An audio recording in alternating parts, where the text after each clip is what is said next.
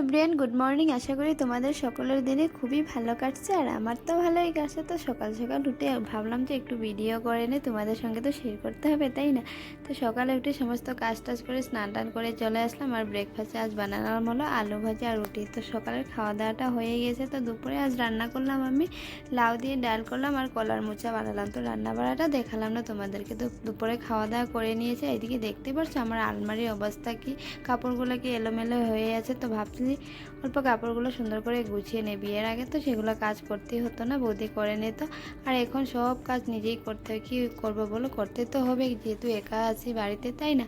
আর আমার হাজব্যান্ডে এইভাবে কাপড়গুলি একদম গুছিয়ে রাখলে না, কি করে ফেলে কি বলবো তোমাদেরকে। দেখো এতগুলো কাপড়, বোরেরগুলো আগে ভাঁজ করে রেখে দিয়েছি, এখন আমার কাপড়গুলো গুছিয়ে রাখবো। এদিকে দেখতেই পাচ্ছ ভাঁজ করে সুন্দর করে আমার কাপড়গুলো নিচে রেখে দিয়েছি আর বোরেরগুলো উপরে। তো আজকের ভিডিওটি এই পর্যন্ত, দেখা হবে তোমাদের সঙ্গে নেক্সট ভিডিওতে।